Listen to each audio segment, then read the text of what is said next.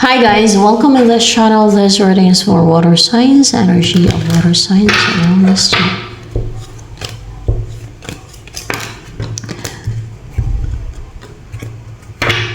Active ka na mag-send ng message or a text or wishes or call or a travel.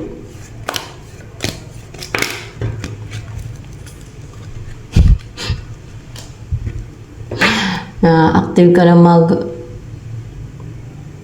take ng action kay meron kang ibibigay.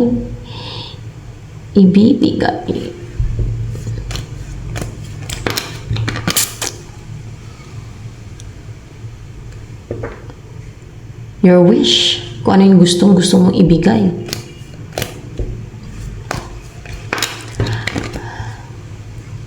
Ay, yung para mawala ng confidence, mawala ng belief sa sarili, insecurities, yan ang binibigay mo, yun ang gusto mong ibigay, wini-wish mong ibigay o gusto mong ibigay, mangyari sa kanya. This is attack. Water sign yung ginagawa mo. Kaso lang, hindi positive yung mangyari dyan. So, ano ang binibigay mo? Hindi mabuhos sa kanya, hindi mabigay sa kanya. Kita mo to?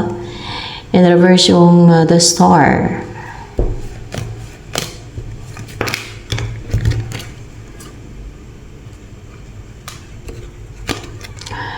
Dahil nagkaroon na ng ending of a cycle. Yun, nakapangbuhos ka ng mga gusto mong ibigay, like your energy, mga atake mo, sa ina-atake mo. Ace of Swords. You are deceitful, water sign. Hindi lahat ng water sign maka-relate dito guys ha. Pwedeng iba reversal. Maring ito yung gumagawa ng deceit sa inyo. Ganyan. Malalaman naman yun ng kung sino ang makarelate dito. Yan. Malalaman niya kung kanyang energy talaga yan. Diba? Kung yan ang gawain niya, doon parang sa umpisa, malalaman niya kung siya nga yan. Kung sino man yan. Yung nakuha ng energy, ng water sign. Kasi nagtagumpay na to yung binibigyan mo ng energy mo, your wishes, yung sinisinda mo ng mga attacks. Yan. Nagtagumpay na siya. Nag-umpisa na siyang magtagumpay. Malaya na siya sa mga deceit mo, water sign. Ba't kanya energy dito nakuha? Siguro yan ang nanonood dyan palagi sa videos ko. Kaya yan ang nakuha.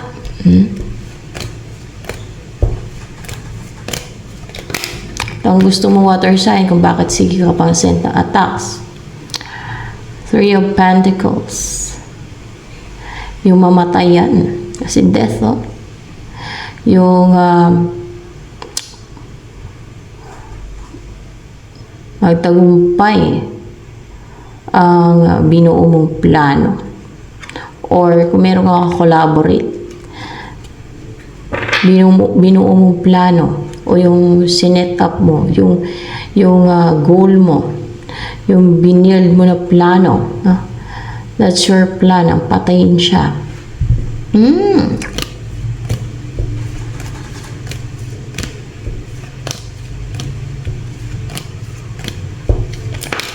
Ang dahilan kung bakit gusto mo siyang patayin, para hindi ka na ma-destroy, or else para magkaroon ng yung beginning. Tower in reverse.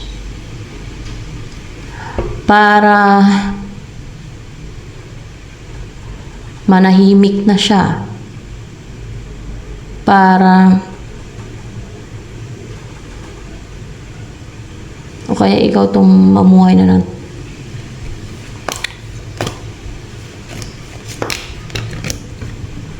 para hindi na siya makapang-atake sa'yo. Gusto mong patahimikin para hindi siya makapang-atake sa'yo. Ganon.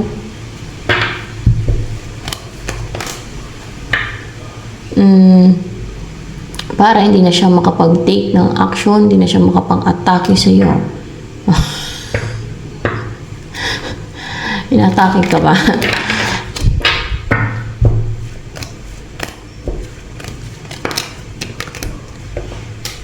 At yung ginagawang atake kasi sa'yo ay nagsasucceed.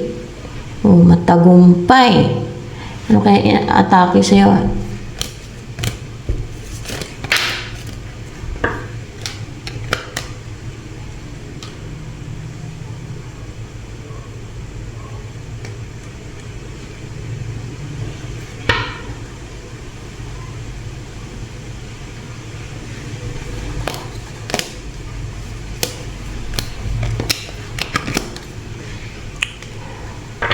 Para hindi ka magtagumpay. Yan. Nang sa ganun ay magkaroon ng stability sa kanila ng person niya para magkatuluyan na sila ng person niya para peaceful ang buhay nila.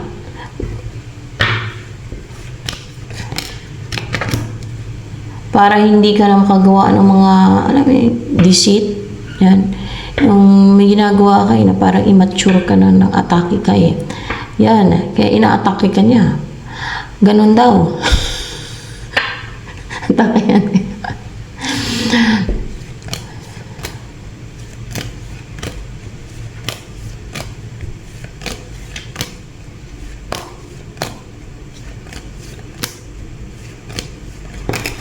Ito dahil kung bakit ka nang atake.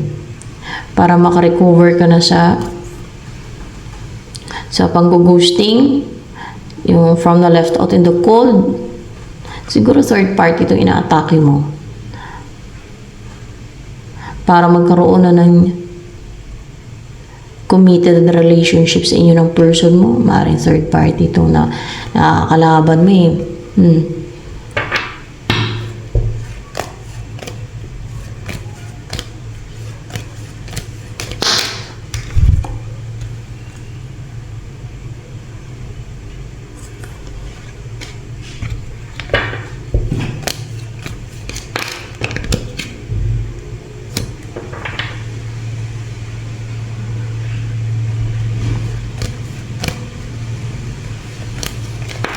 Holding you.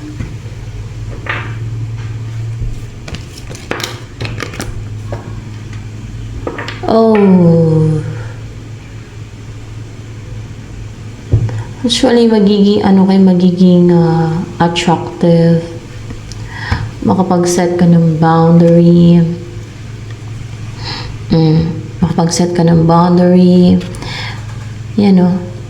May self-love. Magkaroon ka ng self-love clarification ng Empress yung Queen of Swords. So, magkaroon ka ng self-love. Yan. Pero yun nga lang, dito sa Ace of Cups, kasi clarified by Three of Swords pala, may mabuho sa'yo na attacks to.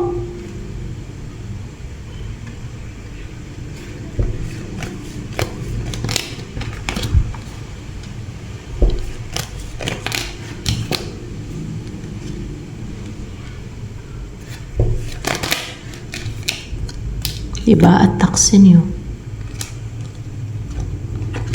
Attacks yan na clarification ng Three of Swords. May mag-send kasi sa'yo ng attack sa'yo na ma-restrict ka, nakamagawa, atakihin ka niyan, atakihin. Bawa, Three of Swords. Baka makaramdam ka ng sakit sa puso, parang kumirot sa puso mo, yun na yun. Attacks na ng kalaban mo yan. Atake na niya yan sa'yo, pagkaganyan. Kasi may Three of Swords eh. Tapos,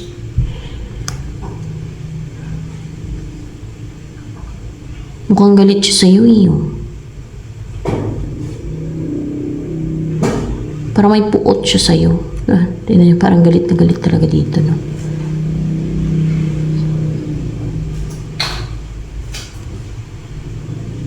na hindi ka makapanlaban. Hindi ka makapanlaban yun. Hindi mo makontrol ang sitwasyon, hindi mo makontrol, hindi mo malimitahan ang attacks niya. Yan. Ganun ang mangyayari. Pero magkaroon ka ng self-love, ha? Self-love. That's like self-love.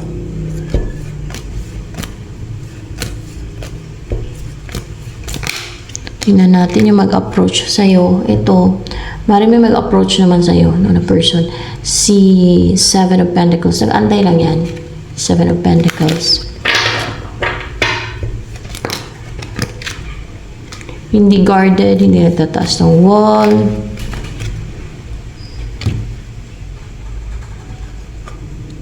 Pero hindi siya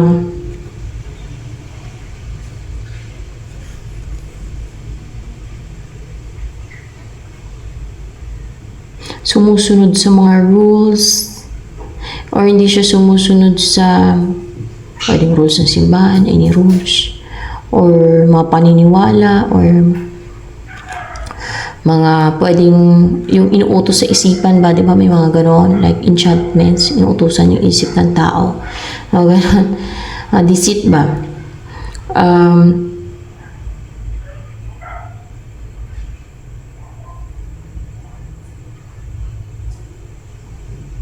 parang ano to eh,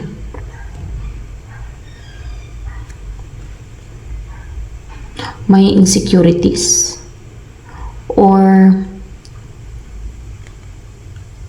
may kalaban ka, water sign eh.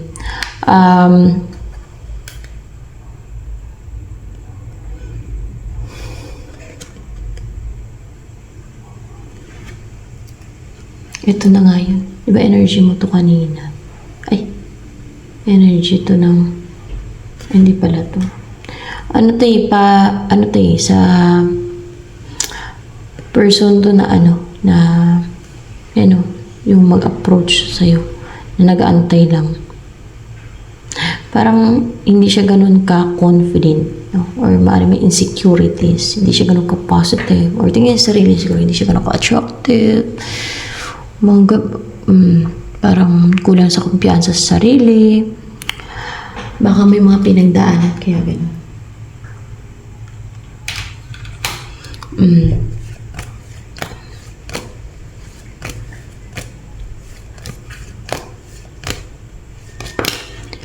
Holding you. Itong nais na sabihin sa iyo ni Seven of Pentacles. Na-restrict daw siya.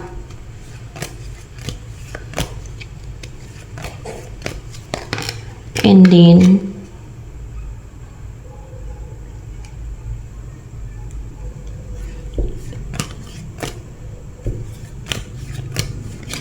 water sign.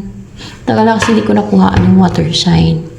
Para kay paano fair naman, kaya kumuha ako ng sa water sign.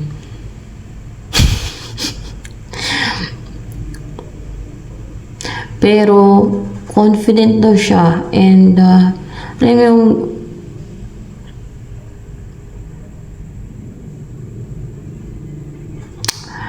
gusto niyang,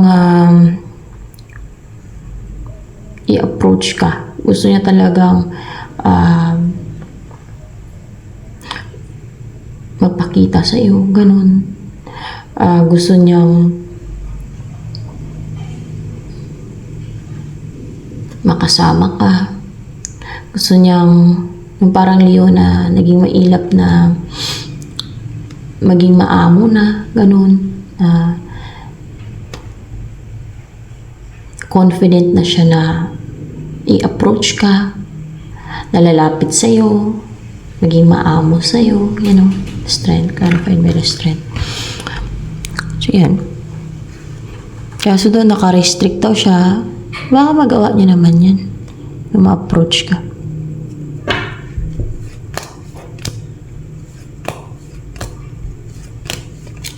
Kaso meron kang kaaway. Ito bang next na mangyari, water sign? Malito ka, ma-distract yung isip mo. Kasi may kaaway kayo eh. Di ba nag-aaway kayo? Spiritual yan, pagka ganyan. Puso ko yung mga spiritual, no? Ako dati wala akong hilig sa ganyan. Hindi ako inatake ng mga ganyan. Wala talagang kalam-alam yan. Hindi ako mahilig sa ganyan. Kaso lang, yun, kahit wala akong ginagawa. Dahil lang sa okay yung mukha, makikita nila, gusto na papangitin. Hindi na matanggap pagka ano yung mukha ng iba. Alam yung pag, iwan. Kaya pag umangat-angat ka sa buhay ng kunti, hindi na matanggap, mangulam sila. Kaya para sirain ko anong meron ka. Na magdepensa, kay yun nga lang, meron ka. Pag initan pa nila, kay hindi ka papayag na ma-control nila, hindi ka papayag na kunin nila yung sa'yo eh. Talagang gagawa nila ng mga kademonyuhan, kay inggit, ang pinapairal pagkagawan.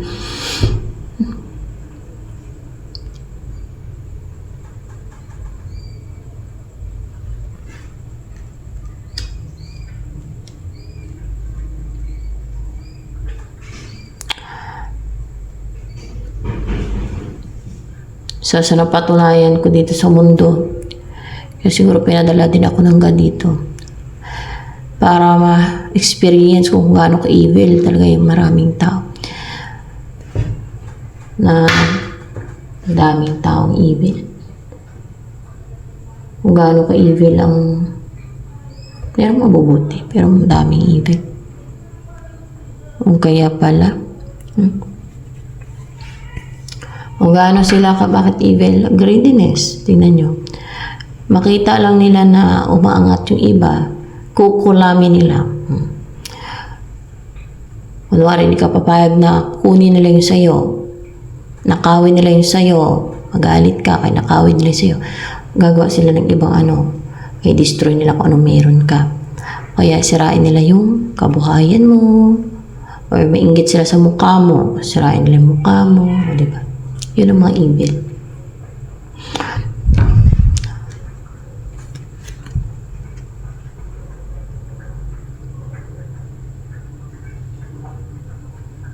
Now you know kung bakit may impyerno. Yun ay nakanda yun sa mga evil. Yun naman talaga eh. Sa followers ni Satanas, ay Satanas. Sa beast. Sa false prophets.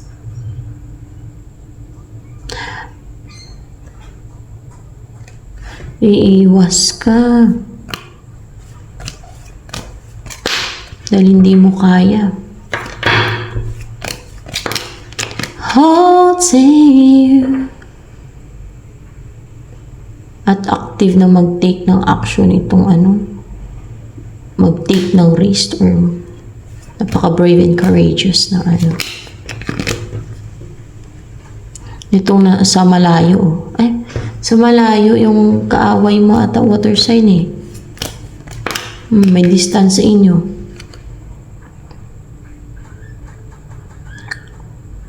Or may karelasyon to ngayon. Sa malayo siya. May distance sa inyong dalawa. Adi spiritual nga yung labanan nyo.